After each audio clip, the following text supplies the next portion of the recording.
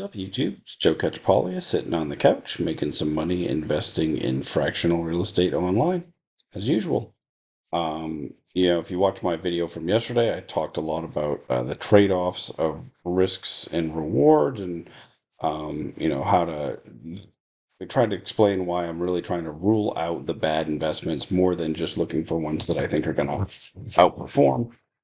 You don't have to have watched that one for this video to make sense to you, but what I wanted to do today is pick a property that I looked at last year, although I don't think I did a video about it. And this one came to the platform, I think, in November, maybe December. Um, for me, it was pretty easy to rule it out based on the way I look at things. Just I want to remind you, just because I do or don't invest in a property doesn't mean it's right for you. You want to do your own due diligence, make your own assessment of these sorts of things. But I'll show you a bunch of things that I thought about and why this was one that I didn't buy. Um, it's it came to market, had a pretty good looking projected annual return. Um, so what? Okay, let's back up. What's the property? It's a 5 bedroom, 2 bath home in Atlantic City, New Jersey. It's on the water. It has a dock. It's being used as a short-term rental. The people running it, there are super hosts. They have a lot of good reviews, 4.85. Um, it's a good review rate. There are people that own a number of properties in the area.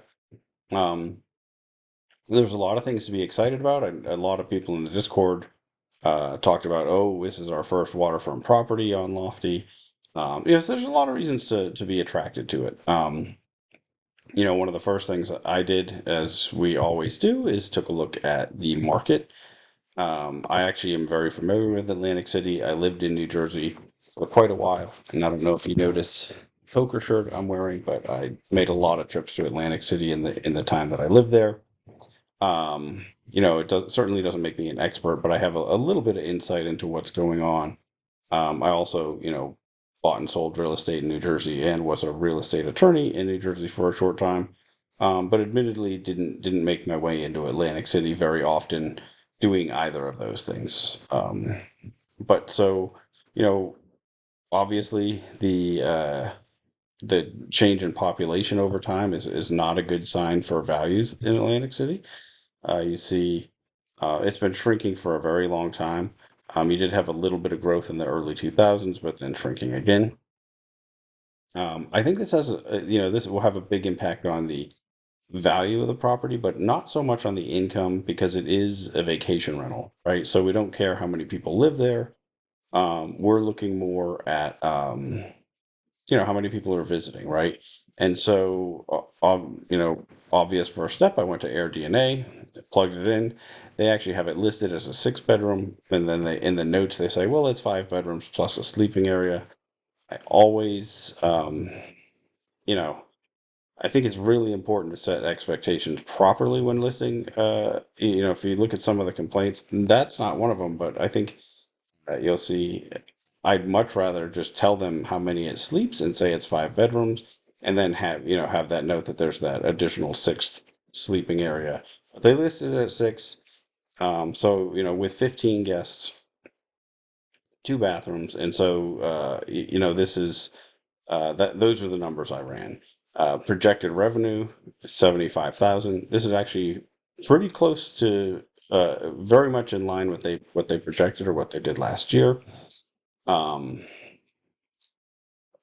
but so let me jump into those numbers because I think that's one of the things that was really scared me right off on this property. So um, they provided P&Ls, profit and loss statements for 2022, 124,000 in top line revenue, and they made 50K.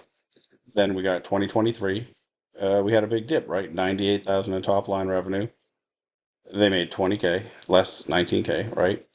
And then they provided, this is actually more recent than what we had at the time, but they had their projections and what their total revenue was. And so this is the number I said, right? Like their total revenue here, very close to what AirDNA says. Um, right? AirDNA predicts. So, so that's always good. I always like it when that number matches up with what they're predicting. But what really scared me here is this trend, right? Going from 124 to 98 to now, they annualized it and said 78 or 79,000. Um, oh, they're adding this rent credit, which is, we've talked about that before. When they bring it to the platform, they can give a rent credit if they want to sort of boost the value of the tokens in the short term. When I'm analyzing the property, I'm trying to ignore those altogether. Um, and then, you can back it into maybe add something to your price because you're going to get a little bit more income because of them. But overall, I want this property to stand on its own, not from the owner providing a little bit of a credit here. Um, in any case, like I said, I mean the declining revenue is pretty worrisome. So I looked at the Air DNA. Um, they don't give you. Unfortunately, you can't get years of revenue from them, but you get the last 2 years, and you could say, okay, well, looks like you did. You definitely had a declining projection from them, although it's bounced back up. But this is reflected in some seasonality. Um, last 12 months. Why do they do that? Why don't we get? Yeah, okay. This is just really worrisome, right? Like I don't. Why would I? From a risk reward perspective, um, uh, you know, maybe you think, well, I'm buying at the bottom, right? And we're at the bottom of a dip, but there's nothing in particular that gave me that indication. So that was something, looking at those financials. It's why it's important to not just look at their current and their projections, but whenever possible, look at the past performance. It's one of the things we don't get often on Lofty. A lot of times we're not getting very much historical data. It's one of the things I bug them about all the time. I'm trying to get it, and they are more and more giving us stuff. And so it's one of the reasons that I buy a lot more tokens that have been on the platform for a while than ones that are just coming on, right? Because there's a lot more certainty in what's going on because we've got to see how they've operated. Um, so financials aside, or at least the revenue side, the other thing is I was looking at, okay, valuation.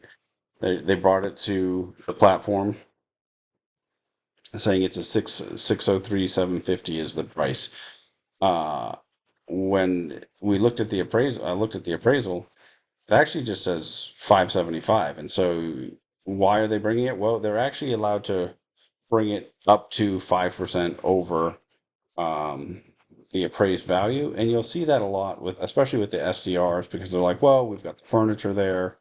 Um, Although sometimes they'll just add that number separately. But they think, oh, it's a going concern, it's a business.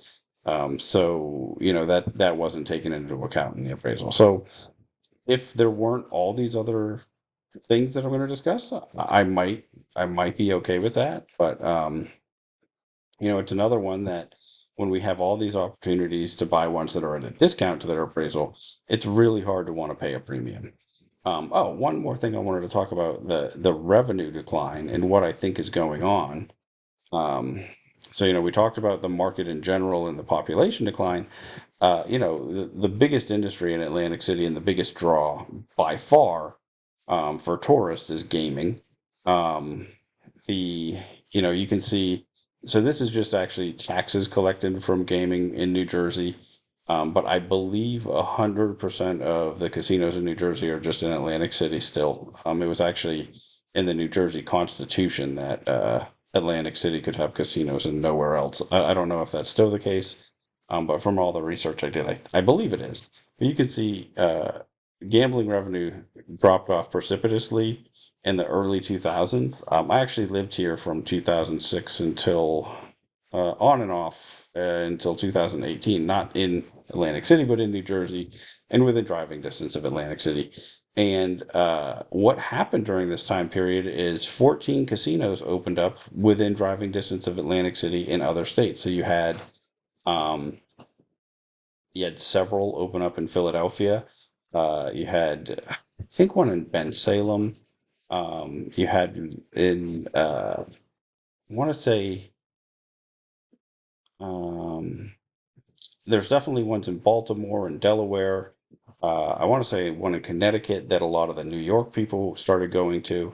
And so what happened is you just all of a sudden had all this competition from other gaming places, and Atlantic City was very much a weekend destination or even a weeknight destination. Like people go there for just a couple of days.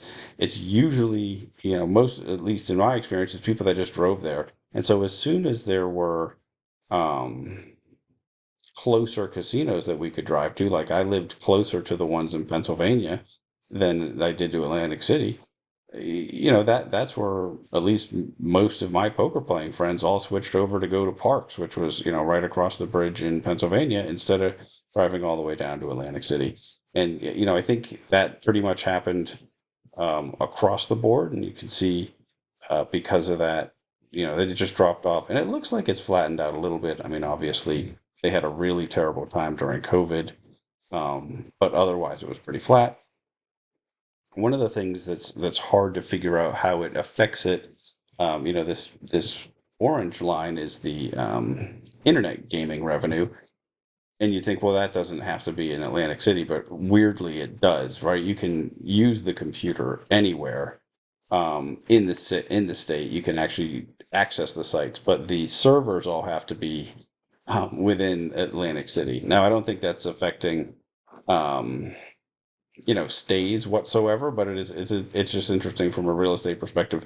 There's got to be some new server room somewhere running all that gaming, which I didn't actually know that. That was news to me. But because of that, it's really the blue line that I think is what is affecting um, stays there. And what's kind of interesting, it doesn't look like this was a huge drop off in these years, right? Like, because we saw the drop down there. Um, I believe a new hotel opened. Uh, I couldn't find it, but I think that they had one in like 2001, 2002. I don't know that that really pulls a lot of stays, especially from an Airbnb like this. But I know also too is the market may have just become more saturated, although it is a very well established long or short term rental market. So I'm not sure in general where why the recent drop off is, because if we just looked at the gaming data, it looks like, oh, it should have dropped off a lot earlier, right? Um, so I don't know. One of the things I like to look at all this data, and us just being humans, we try to tell a story of like, oh well, this means this caused this or this caused that. It's not always so easy to figure out exactly what's going on. But the thing is, if I don't know, it's easy to just say no and not buy this one, right? And that's like I would love to own a piece of a short-term rental in Atlantic City. It's a market that I have good memories of. It's been a short-term rental market for a very long time, long before Airbnb existed. People have been renting their homes out by the shore. You used to just have these rental agents that would do it. But in any case, so the big drop off in the industry in general, I think, doesn't bode very well for like the long-term real estate values. And so I want to get back to where, okay, we had projected annual returns of 14%, but only a 7.5% rental yield.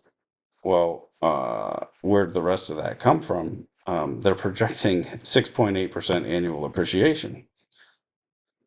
That really struck me as a ton. Um, but I wanted to look at, we can always look at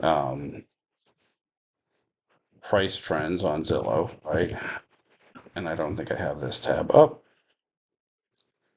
So let's see. So, they did have huge growth over the last year. Um, and you can see, they've had very strong growth here. So it's possible that they will continue to have price increases there. This is one of the strongest charts that I've seen in any of the places that I've looked so far. So it's kind of interesting, um, and surprising to me, right? Like, so that does back up their, well, you're going to get, is that exactly the number they used? Yeah, that's where they got it from, right? They're like, well, Zillow says it's going to go up 6.8%. So that's the number we're using here. And it's only half of what was, what actually happened last year. So, you can't blame them for putting that in there, but at the same time, I'm not going to.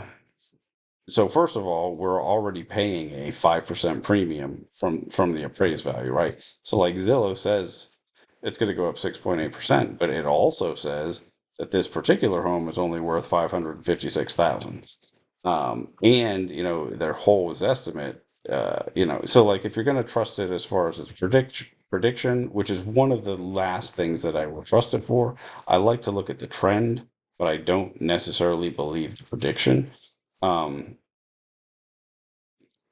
if you're gonna believe that, then you should also believe this value range, and then, well, you're just accepting that you're overpaying, right? So I don't know. I mean, I think on the one hand, it's interesting that they have had really strong growth. Why that is, again, I mean, I'm not really sure because you can see like um, there must just be other reasons. Maybe you've got more remote workers moving into that area. It'd be something if I wanted, if there were, if everything else looked good, right? And or if there were less reasons to not buy it, um, I might really look into what's going on here and maybe make some investments or maybe make this investment, believing that I'm going to get some appreciation. Um, but also, they had this projected rental yield, and that was based off of, um, the year to date numbers, just like we talked about. But already there's a 0% rental yield. That's getting paid out. That's somewhat to be expected with short-term rentals, because there's going to be a lot of seasonality. That's one thing that I didn't point out when we were over here. Um, I really don't like when you have this strong a seasonality in a short-term rental, because if you miss out on these 3 months for some reason, if you have a problem with the property, and even if your property's down for a month or a couple weeks during this month, you're missing a huge chunk of your revenue, and so that's really problematic. I'd much rather pick a vacation market that has a much smoother curve. I don't mind. I mean, everywhere's going to have, even San Antonio, we have some seasonality. But it is, well, it's pretty strong, but the difference between our best months and our worst months are nothing like this. Um, and so, this really scares me also, right? So a lot of things, and like I said, I mean, that's what I wanted to pick one that I thought I identified a lot of different risks. Um, and it is why, like, you can't just buy every single property on this platform and think you can make money. And, you know, who knows? They might turn this around, operate it fantastically, and you still could make some money. Um, oh, but there were a couple other things, right? So when I was looking at the appraisal, this was crazy to me. I saw a note. Sorry about that. My screen recorder froze again. I was just saying there's a note in the appraisal, that the house is in good condition, or the exterior looks average, uh, but there's a large crack in the foundation. I didn't see anything else about that. Um, it's possible I missed it. It's also possible they fixed it before bringing it to Lofty. If I were going to invest in this one, I definitely would have asked the owners about it in the Discord. But they also mentioned the dock is broken, that the MLS stated that. And so I went back and looked at the description, um, the property, and you get all the way down here and it says, do not use the dock under any circumstances. If I were a guest and I had just looked at the pictures, and it is on them to read everything. But if I had just looked at the pictures, and it's tough, by the time you get, I would have put that earlier if I'm listing this property, because that's just something that I'd be pretty unhappy with if we got there, and I had, especially with a safety hazard for, if you have a bunch of kids with you, we're talking about having a lot of guests. 15 guests. And so that, I don't know, that was a little bit of an issue. And I was looking at the reviews, and they do mostly have really good reviews. But they have, when I looked at the lowest rated reviews, which is how I always look at Airbnbs, because you want to see, especially when I'm looking at them for an investment, because you want to see what went wrong and also how they responded when something went wrong, right? Because this is the person who is still managing it. And so, what was it? And so, like, there were several people that mentioned that the hot tub wasn't working, which is, one of the key amenities that somebody's expecting. A couple notes about the fire pit being broken, but then also when I was reading in here, I think, let's see, yeah, due to the fire, there's a fire ban. You can't use the fire pit. Well, I mean, again, they've got pictures of that. When you look at all the pictures, it's one of the things that's prominently displayed in pictures. So okay, now I'm going to this waterfront property. I can't use the dock. I can't use the fire pit. Um, they also mention that their arcade game is broken, and that's being fixed. And that was mentioned in the listing itself, but also in one of the complaints. And then one of the complaints also, one of the reviews also said that the ping pong net was broken. Um, it's tough to know. Sometimes they do have a lot of good reviews. Sometimes guests can be really critical. But I think what's probably going on here is this is not a huge property, and they're stuffing a bunch of guests in it. Um, and so whenever you do that, let's see, what is our actual square feet? Yeah, 2,300 663 square feet, so it's not a huge property for 15 guests. It's not tiny, like it should fit 15 guests. But it's a lot of people to stay in a home that size. And so the types of groups that you get when you allow this sort of a lot of people for not a real high price tend to be groups that are rougher on properties. There, I did notice a note that, Atlantic City doesn't rent these to groups of people under 21, which I think is smart. But I think you'll probably get a lot of groups of relatively young people um, staying there. People that saw the Jersey Shore and are trying to relive that, right? You get I think you can picture what these end up looking like sometimes, and so you just end up having things getting constantly broken, and it's somewhat difficult to keep up with. So it's tough to know which one of those two things was happening. Where they do have notes in the description currently that certain things you can't use, and like if you can't use the fire pit, I would just remove it from the property, right? Don't take it out of the pictures. It's not small, but it's something that two people could do in a day. Just drive over there, throw it in the back of a truck, go put it in storage. Fixing the dock. I don't know. I mean, maybe that's a really big expense, but it's one that I think is at the bare minimum I'd want to put that, like, mention it a little bit more prominently. But so, those were a lot of little things that that kind of made me think about, like, oh, about the condition of the property. I mean, even though a lot of those things are really the condition of the amenities, the hot tub, the ping pong table, the arcade game, but the mention of the crack in the foundation. Let me see. Let me search this again and see. Yeah, I didn't think there was another note about that. But like I said, I mean, if everything else were perfect, I'd ask about the foundation because it's possible that they fixed it because they said it's a fully renovated property. One more thing that I thought was pretty interesting that I came across when I was looking up the flood maps. I'd never noticed this type of overlay before, and it just says no digital data available. Um, and so when you look this up, you can't tell is this in a flood zone or not. But when you really look at it, it seems like there's a very high chance that it is. And so um, some of the other people had asked in the Discord, hey, is this in a flood zone? He said, yes, they have flood insurance. He provided a copy of the flood policy. If you've watched any of my other videos, for me, flood zones are just a complete no-go. I think that there are obviously you can price it in, right? And you can price in the cost of insurance, but you can't control the cost of that insurance long term. And it's just one more thing that, can go wrong and be a huge headache. Um, and I don't see a good reason to do it when there are plenty of other investment options out there, right? Now, if I want to be in Atlantic City, maybe there aren't, right? Especially if I want to have a dock and a waterway. But now we're not even giving them access to a boat or something on there. They can't use the dock.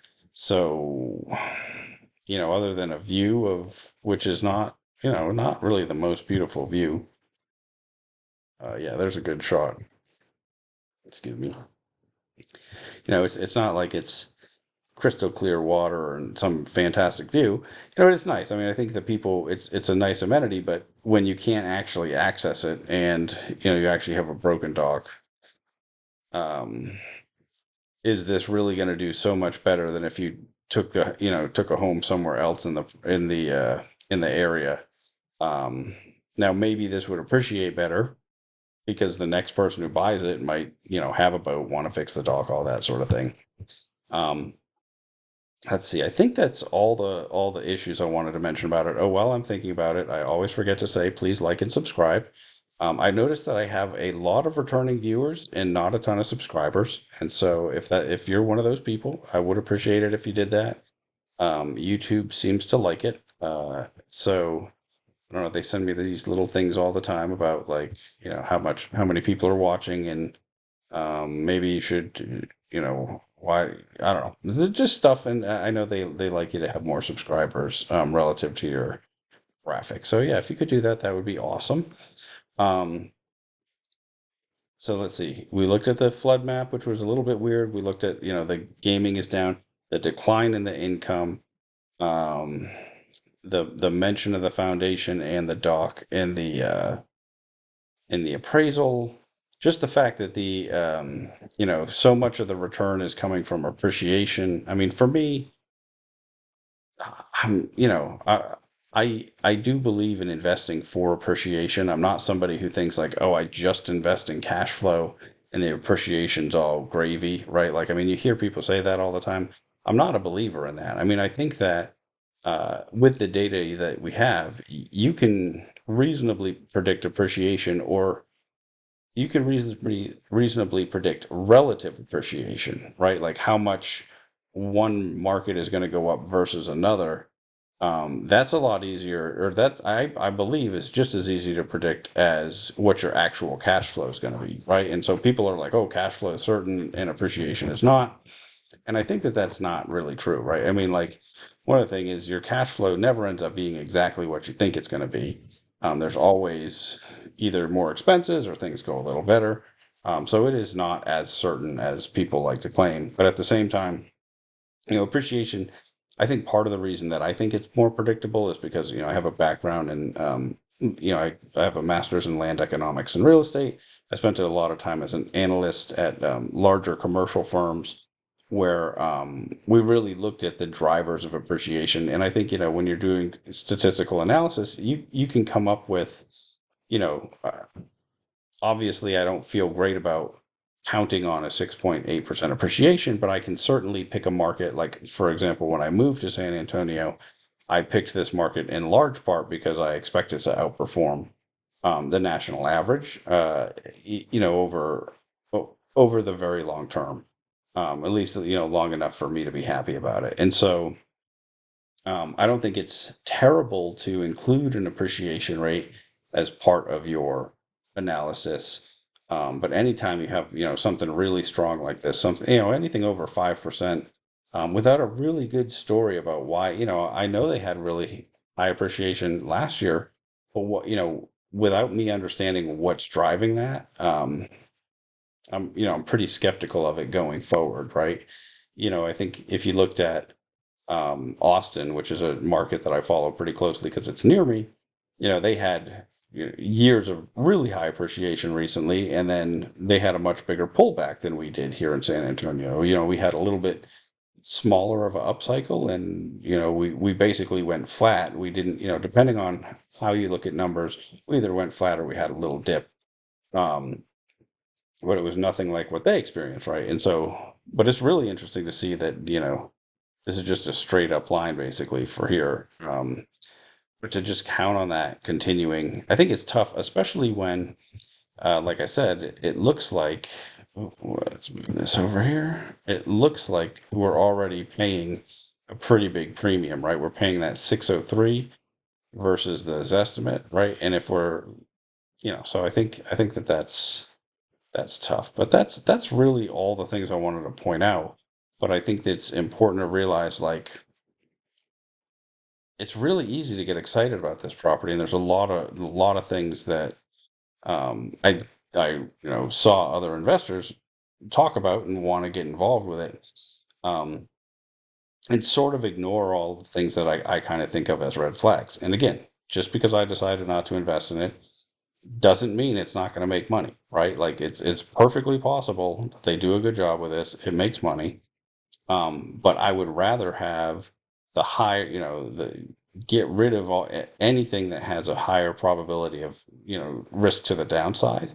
Than it is, like, for example, when you look at all the discounted tokens that we've gotten recently, um, it looks where I'm buying properties for 60 or 70 cents on the dollar pretty easily on this site. And like I've mentioned a few times that Keeler Ave property that, we've been buying at $24 basically per token and have it under contract. And now it looks like it's going to sell at about $37 a token net to us. And, where those types of deals are, selling with the property selling in the real world so that the token holders are going to get that. Where when those types of deals exist, it's hard to want to pay a premium for a property like this one, um, regardless of what I think the upside potential is, right? Because and that was sort of my whole point yesterday is, much more concerned of limiting the downside than I am trying to think about, well, ooh, the reasons why this one might do really well in the future. But I think that's easy for a lot of people to be like, oh, but it's oceanfront property or it's waterfront property. It's exciting. It's a destination market. Like these are reasons people start to think, oh, maybe it will do really well. But I'd much rather think about, like, just rule them out, right? Rule out ones that I think have a high risk on the downside and then just move on to the next one because there's always another property to look at. And you don't lose anything by not investing in any particular property as long as you are actually investing. Like if you just like leave your money sitting there, you're losing something. But as long as you're actually making investments actively, there's no downside to skipping certain ones. Now, obviously, you might miss out on some extra high return on one that you didn't get. But I think it's much easier to pick out the ones that have a higher potential of loss, especially in the context of what we're doing here, where I don't have any control over the future, operation of the property, or I have very little, right? Because I'm voting with other token holders. So I think, especially because it's already got a zero rental yield, I feel like I'm pretty happy with my decision not to have bought into this one. Um, it doesn't mean that there's no price that I'd buy it, right? Like if this real yield continues to be low and that causes a big dip in token prices, I will certainly pick these up at $25. And there's probably a price in between where it starts to get interesting for me, right? But until that happens, it'll just be one that I watch and because I think it's interesting to see, how the ones that I didn't buy, just as much as the ones that I did, how they perform. But in any case, that's it for today. Until next time, I'm going to keep making mistakes so that you don't have to.